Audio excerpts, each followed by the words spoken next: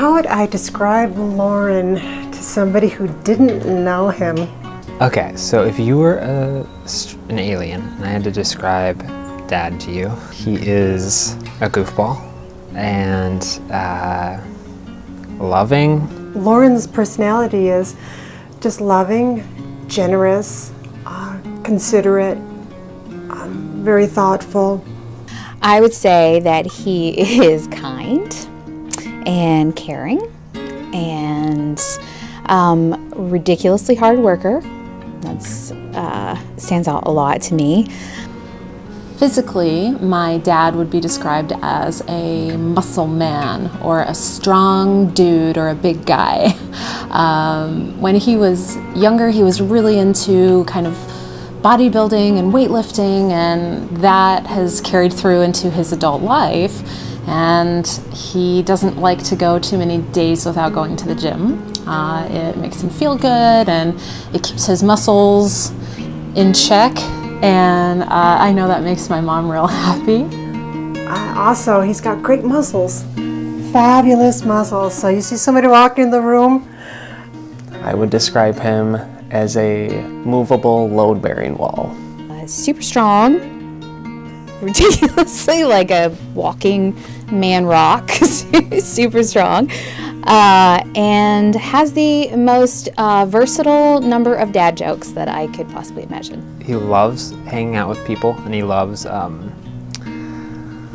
making people laugh. It's about time all of us got rich. I got to provide a way for the American dream. These guys are feeding you a line of crap. I'm here to tell you that we're all going to line our pockets. Why don't you just stand in line instead of letting them have it all? He's a really funny guy. I think one of my favorite things about his personality is his sense of humor. He has probably the world's greatest laugh. And if it's not the world's greatest laugh, it's definitely my favorite laugh. One of my favorite things to do with my dad is just to laugh, and we make jokes and we do impressions, and we can stay up until midnight or 1 in the morning just watching funny videos on YouTube and laughing. And he's always just really quick-witted, he's sharp, but he's kind of dry sometimes. He has a really, really well-rounded sense of humor. All through growing up in my adolescence and into my adulthood even, my dad can always just be counted on for really great jokes, a funny impression, or, endlessly quoting movie quotes, which is something that has sort of cultivated this thing, especially between my brother and I, of quoting movies all the time. So sense of humor is definitely one of my very favorite things about my dad. He gives humor to people who need humor if they are sad or struggling, but he doesn't make his humor the show or the topic. It's well placed. He is he's a big guy, but he's a gentle giant, So you might be scared of him if you first saw him, just because he's kind of, I think in his prime he could squat an obscene amount of weight. He could squat I want to say 700 pounds. Yeah, something absurd like that, and he could bench 450 in his prime. So he's a big guy. So I'd make sure to tell the aliens that. But he's a softie, so, and he would never hurt anybody. He might posture to hurt somebody if it meant protecting us. So he's a protector too, which we've always kind of felt that. Loren as a father-in-law is one of the best father-in-laws I could have asked for. He always wanted to help where he could, and has always been a really great guy. He always been supportive when we moved, cross country. And they make the effort to come out, and we spend holidays with them. I would say he's very devoted to his family, friends, church, everybody he knows. Tries to always be a good person with them and does a lot of kind things, helpful things. Favorite memory of Loren? We spent an afternoon disc golfing, and that was really nice. He genuinely wanted to show interest in one of my hobbies, and it was nice to just walk around and talk with him. But I really enjoy the mornings when we would travel and we'd stay in their basement and we'd just have a cup of coffee and just kind of talk. Like, he never really had his defenses up, but he always just seemed to be comfortable in the mornings, and it's just nice to talk with him. So many of the things that I've already mentioned make Loren special. But I think as far as a man who is a strong Christian and a godly person, I think that he doesn't sacrifice that. He doesn't skimp on that, and that the way he treats anybody is always going to start off from the same foundation. It's the Word of God. What does the Word of God say? And he's not afraid to be that person and to love that strong and to love that deep and to care that much and to be that honest. And I think those are qualities that make people feel safe and secure when they know that no matter what Loren might say to me, I know that it's going to be in love. It's going to be from a point of he wants the best for me. There was a point in time where there was a gentleman working for our company that Loren had to let go because the quality of work was not conducive to what we felt was good for our customers.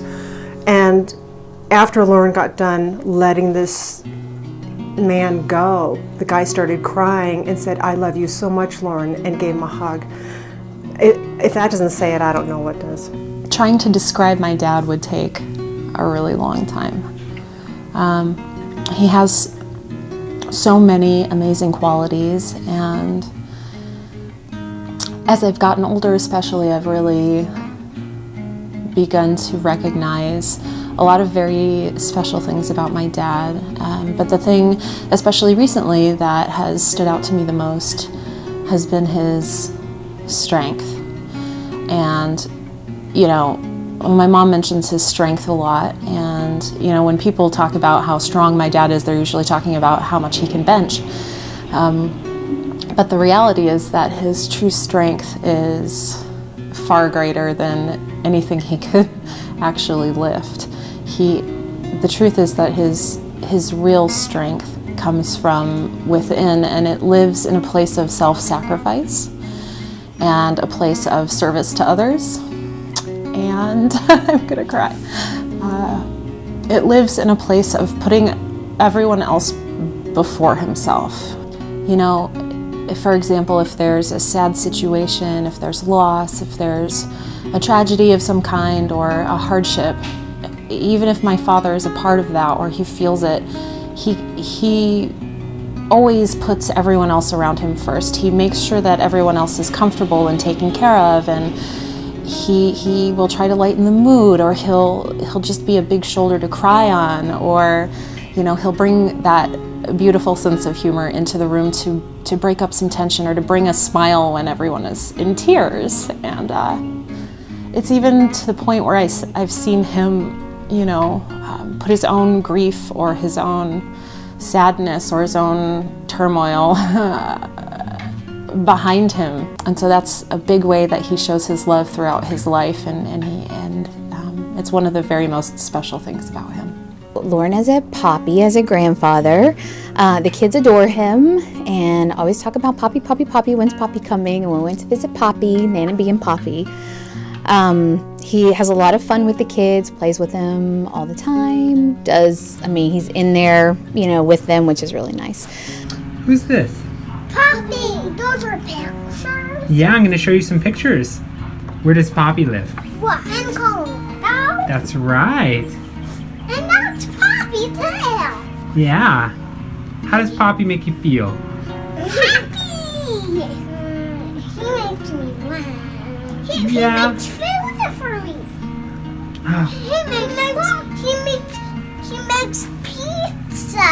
oh, really? He doesn't make pizza. Yeah, I didn't think so.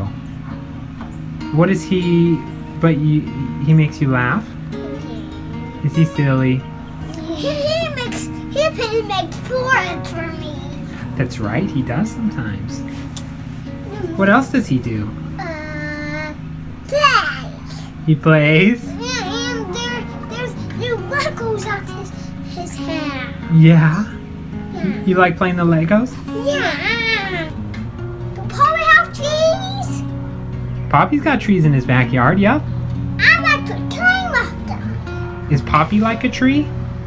No. Is he big? Yeah. If Poppy were an animal, what animal would he be?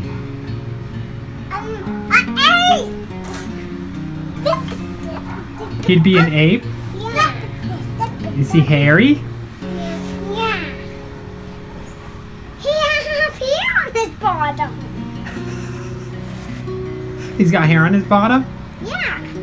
Like you. What makes you happy? Puppy. Poppy makes you happy? Yeah. Yeah, we have we're happy. It's not raining. No. Nope. Can we play bubbles play? Sure. Well, did you just wipe a booger on the chair? Yes. Did Poppy teach you how to do that? Yes. Sounds about right. Poppy and Nancy were there really, really big time for us after the kids were born. So that's something that I am super grateful for and meant a lot to us, means a lot to the kids. But particularly to me because that was a rough patch and they were there and kind of superheroes. So really grateful for that. Yeah. Dad is very special. He's very unique. He's multi-talented.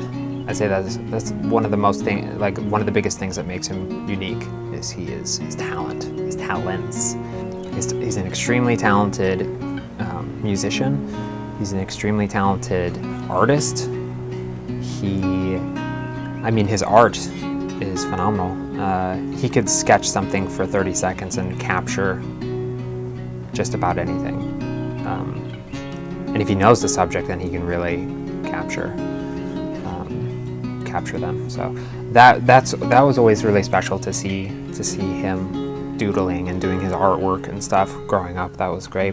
When Daniel and I were growing up, we didn't have a whole lot of money, and I know my dad feels sort of bad about that, as if our childhood was somehow less because we had less, and I strongly disagree with that. I'm actually really, really grateful that we weren't spoiled, rotten brats, because in my adulthood now I see a lot of kids who have anything and everything they could possibly want and they're spoiled rotten. And I'm really glad that we were never that way. We learned the true value of a hard day's work and what money meant. I think watching my dad work his ass off for everything we had ingrained that deeply in me. And it was a value, and it's carried over into my life on an everyday basis. So I'm extremely grateful for that. And I have these memories of my dad working so hard, and all he wanted to do was provide for his family and to give us happy memories. And he took us on several vacations, and I know how hard he worked to make that happen. And we went to New York and we saw the Science Museum and the Twin Towers, and we went to Washington, D.C. with family, and we went to Oregon, and he worked so hard to take us to Disneyland when I was little. That's one of the big things that I remember. I remember seeing the beach for the first time when we were young, and burying my brother in the sand. And I remember going to Disneyland not once but twice, because the first time he was so intent on wanting us to see every little thing that it became like a scheduled tour, and so he decided to make it right, and he didn't want that to be our memory, so he took us back again. And it's so expensive, but that's how my dad is, that it's so important that we experienced things and had fun, and that we had good memories and happy memories and positive memories, and we did. And we went to SeaWorld, and we pet the stingrays, and I remember my mom had this big cotton candy. I don't know if it was my mom who had it or me or Daniel, or someone had a giant cotton candy that they just went to pet this went to pet the dolphin or something and just smashed the cotton candy in the face of some poor schmuck who was standing next to them. And I mean, like, these are endless memories that we have because of my dad's hard work and wanting to use the money he had, not for a new sports car, not for something cool for himself, you know, but to spend every dime on his family. And that's just who my dad is. He wants, everything he does is for the people in his life and the people he loves the most. And there's a lot that this world could learn from someone like my father. There's so many different descriptions, and I'm gonna cry. Like when we were dating, this is silly. When we were dating, I remember he didn't like me smoking. So he told me he was going to be coming over to the house, or to the apartment rather. And so I thought, I know, I'll just get one quick cigarette in. So I went into the bathroom, closed the door, I had on the fan, and I'm standing in the bathtub. I've got the little window open, and I'm just, because I didn't want any of it to go into the main area. Just, then I'm like, what? Do I hear music? Do I hear music? Somebody's walking down the street playing the guitar and singing. What is there? It's just like the Pied Piper, what? And as the person got closer, I noticed that it was Loren. And he was just so magical. He was out of a movie or something. It's so enchanting. I expected all these children just to run out of their houses and follow him. So that was one of the younger memories I have of him. I mean, honestly, I can't probably fully understand how much he's influenced me with music. Growing up, that whole house is just filled with music. Stevie Ray Vaughan, you know, Eric Clapton, his guitar playing. He'd have friends over, they'd play.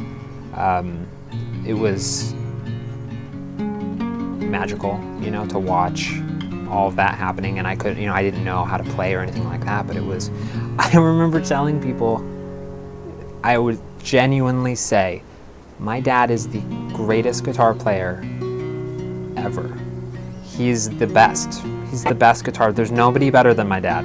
I would genuinely think that, like, and he's great, you know, maybe top 5. But he was, you know, he was kind of like a superhero to me in the music realm.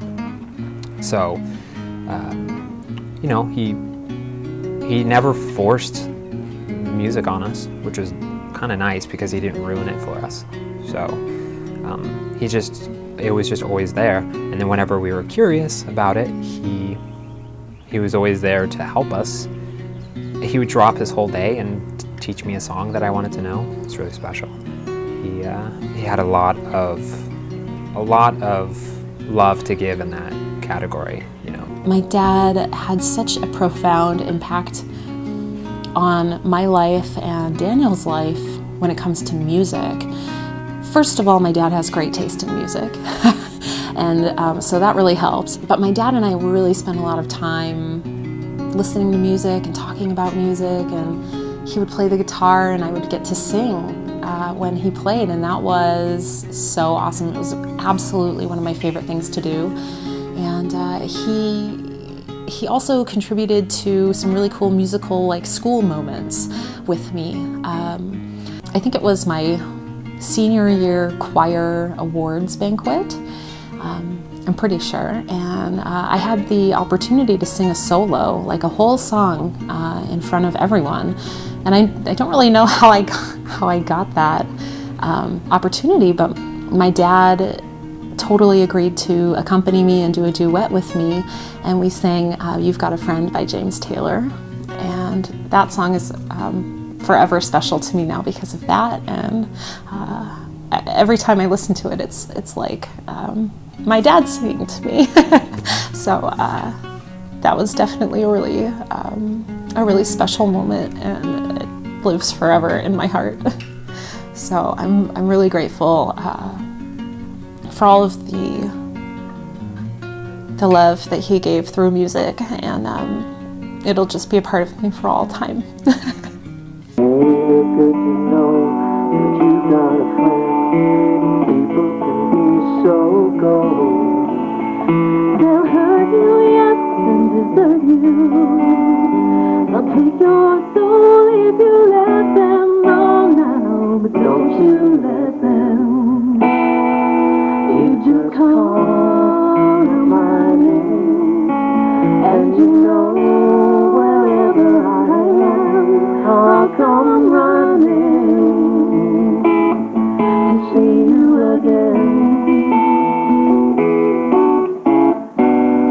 winter, spring, summer, or fall. All you got to do is call, and I'll be there. Yes, I'll be there. You've got a friend. You've got a friend. Ain't it good to know you've got a friend? Ain't it good to know you got a friend? Yeah, yeah, yeah. I actually wanted that song, You've Got a Friend by James Taylor, to be like our father-daughter song. And I had told him in passing that I was looking for this song that he wrote for me when I was a little girl. And it was called Little Girl Named Jenny. That one I just couldn't find anywhere. And so I was just asking him if he had a copy of it. No, okay, no big deal. And so fast forward to the wedding day, and it's time for the father-daughter dance. It's the happiest day of my entire life, and everyone I love is there. And the DJ says over the microphone, he said, "Who's the artist of the song?" And I was like, "James Taylor?" And he goes, "I'm sorry, no, I think that's Loren Brindley." And I said, "What?" And my dad was just like, haha. And he had, before the wedding, somehow gotten over to the DJ, gotten him a copy, not only a copy of the song, but he re-recorded it with a new verse, and it blew my mind, and I turned into a blubbering, slobbering, crying baby. Yeah, I was audibly sobbing. So, good job, Dad. You really pulled one over on me, and I know you already know that, but that was one of the greatest of all time. Loren and I first met when I was invited to my friend's church, and they were doing a parade, and the youth of the church were putting together this float. And I walked up and I see this guy with these huge muscles, and he was just so good looking, and his blonde flowing hair, and it's just like, wow. But there really wasn't any kind of connection or anything like that. So that was kind of like the first time I saw him, but the first time we really, I think, met and connected was I was looking for guitar lessons, and a friend of mine in high school, Melinda, said, "Well, gee, my brother teaches guitar lessons." So I was thinking, okay, so I go up to the house, and he was renting out this apartment in the basement. So I go down these cement stairs, and there's a cement wall like this, and I knock at the door, and I'm holding the guitar by its neck, and all of a sudden he opens the door, and my equilibrium totally went off,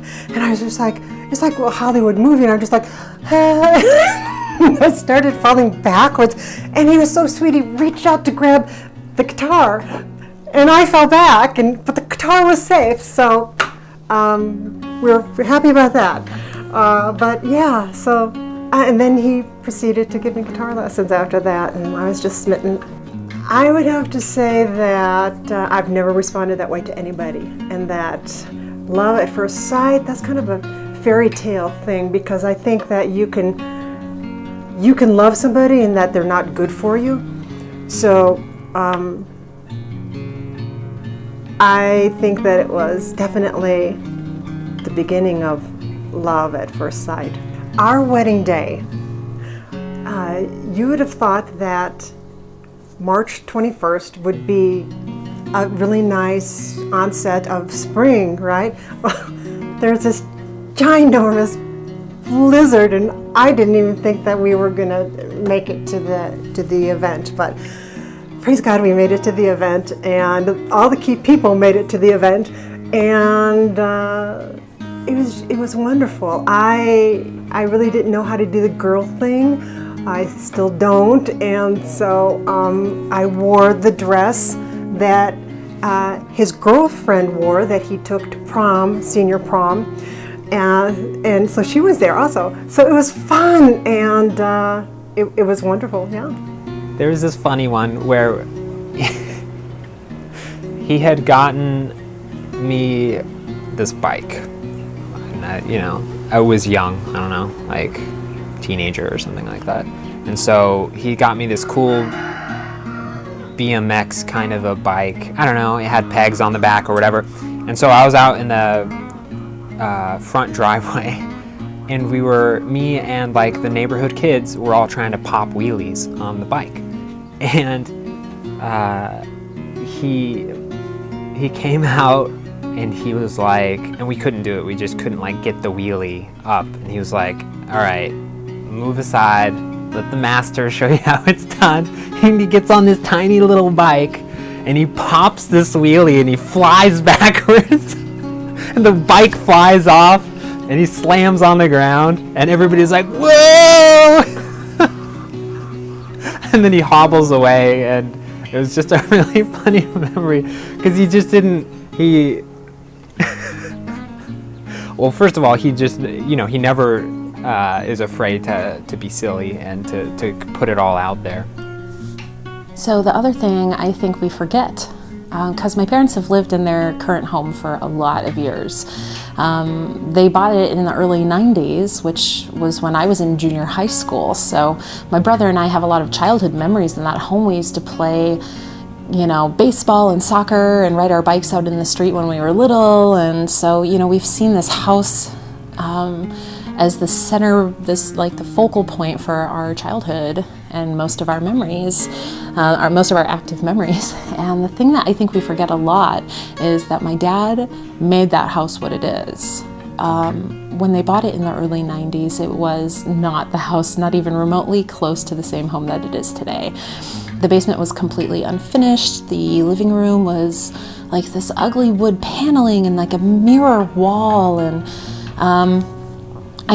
there was a lot about the house that needed to be fixed, and my dad bought it with the intention of turning it into their home and making it into our home. And so, I have a lot of memories of my dad like installing cabinets in the kitchen and doing the tile, and he finished the entire basement. He was on stilts, and he was doing framing, and he was doing drywall and finishing, and he put so many man hours, so much love and so much time into that home. And now it's a comfortable, wonderful home. They've done so much work. He and my mom have done so much work in the backyard, and the basement in the backyard has like these beautiful trees, and they put up new fence, and they built, sort of an addition, like overhang in the back. So there's this beautiful porch area for us to congregate, and, Daniel's kids can come play, and it's really manifested into this, hub of memories and love, and it's a very comfortable place where they can have small group, and they bring all of their church friends over for barbecues in the summertime, and it's truly a center focal point of love and their faith and our family, and it's just really cool. I think the house has become something that my dad always wanted it to be, and he's such a perfectionist that now things get a little dated, or the things get a little older, and he's always wanting to make it this perfect castle for my mother because she is his queen. And so he wants her to have a new stove, and he wants her to have a new dishwasher, and now he needs to get her new cabinets. And so he's always sort of expressed his love physically through action, and love is a verb, and my dad has always embodied loving someone through action. I would have to say he's my best friend. He is my best friend, period. When all the other things start to dissipate and fade with time, as things do when you get older,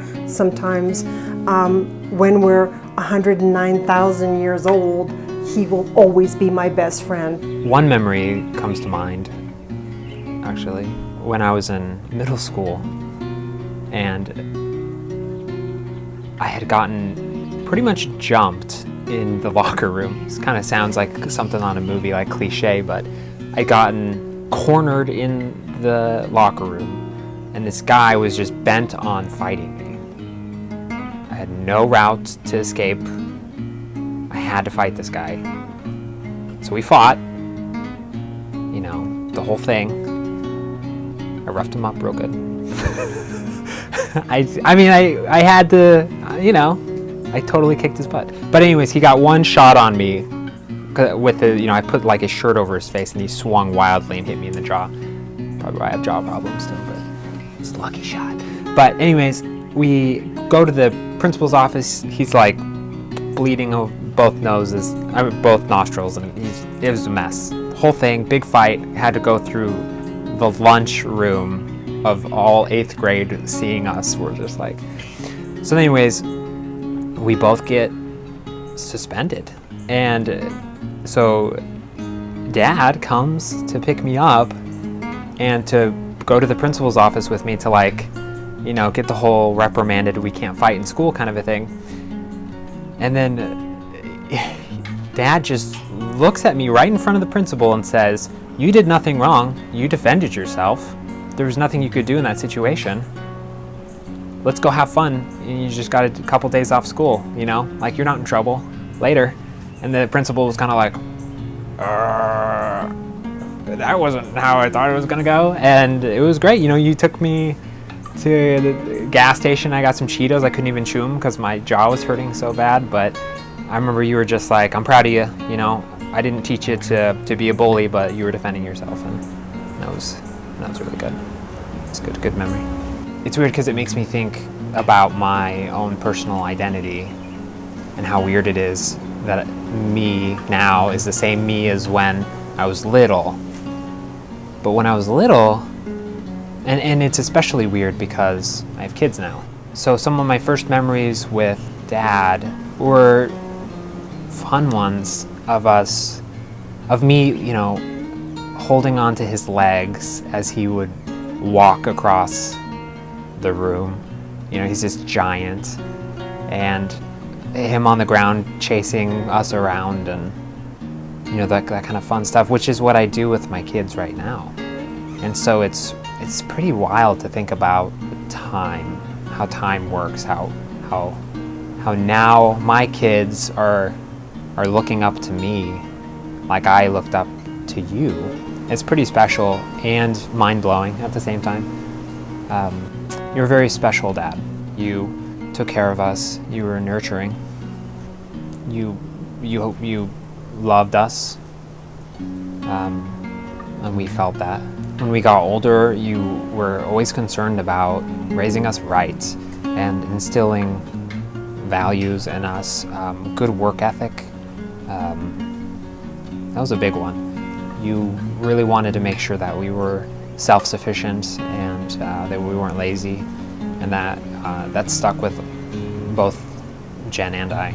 Growing up, my dad was all of the things that I've mentioned already, but especially he was a really hard worker. And he's still a very hard worker, but in his younger days in my childhood, he was physically working so hard. And whether he was out of town on a job or working locally or whatever it was, he spent a lot of years working hard physical work for someone else. And then he decided to make his own business, and I watched him feel unsatisfied in his career, not in his career choice, but in just where he was working and answering to someone else. And he knew he could do it better for himself and his family, and so I watched him take a huge leap of faith, and I watched him create something from the ground up, and it inspired me so much when I was younger, and I was always so impressed, and I thought it was just this amazing thing that he could just make his own company. Like, who makes their own company? I thought it was just so amazing, and I was always really proud of my dad for that. And now that he's not physically breaking his back in the field so much, he's still a total workaholic. And, he makes time for the things that are important still, and all of these things have definitely passed on to me. It comes down to learning all of that from my father. He taught me how to be self-sufficient and independent and self-reliant, and how to be a problem solver, and how to think. And if I thought and couldn't think my way out, he was always there. I've learned a lot from him, and he is a big part of why I have found success in my own professional life as an adult, which is really cool. But you were always there for us. You didn't just, throw us into the deep end. When we came back to you and asked for help for anything, and just guidance even. You were always there with open arms, and you still are. So I know that you've asked if you could have done things differently, or how good of a job you did, and you most certainly did an amazing job. And you're a wonderful dad, and I love you. So thank you for being you and for teaching me what it means to be a good guy. Happy 60th birthday, Dad. You are a wonderful person. You are an amazing human being. You are a wonderful father to Daniel and I. You're an amazing grandfather to Lainey and Luca and to our cats. And you are an amazing husband to Mom. And thank you so much for the way you love her. And I hope that this is your best birthday yet. I hope you had a lot of fun with all of your friends, and I hope that this video has shown you a little piece of how much you mean to all of us. And I love you so, so much. Thank you for being the amazing person you are. And we love you. Happy birthday. Happy birthday, sweetie, for your 60th birthday. And what kind of well wish for your birthday this be if I didn't sing you happy birthday? And I know I'm going to go off key, but isn't that one of the things you love about me? So happy birthday to you. Happy birthday to you. Happy birthday, dear Loren. Happy birthday to you. And many more. I love you so much. Thank you for always loving me so much, and for being the strong one, and for being Team Brindley. As we always say, that we're a team with everything good, everything bad, everything in between, that we always need to consider the other person. We always need to be there for the other person. It's not just about what I want. It's not just about what you want. It's about what's best for us as a team, Team Brindley. And I just pray to God that I have 60 more years with you at least. And thank you for the beautiful children that you've given me, that you've helped raise. Thank you for your strength, not only as a best friend that you are, but also just always maintaining your walk with the Lord, and never being ashamed of that, and always being strong in the Lord for me, for your children, for your friends, for anybody. Just thank you, honey, for all that you are. Thank you for your humor. Thank you for your seriousness.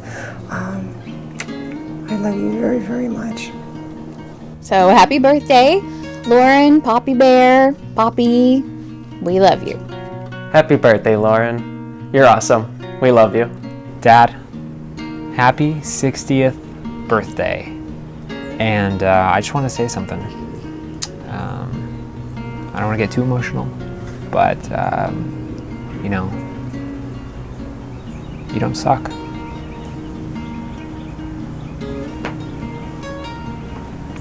You don't suck. Happy birthday to you. Happy birthday, dear Poppy. Happy birthday to you. Smell it. Yes. Smell it, smell it. Smell it, smell it. No mango. Woof. That's all going in the outtakes. Can you make a gif of that? Yeah. Happy. That's a good outtake right there. Happy birthday. Haptis. Haptis.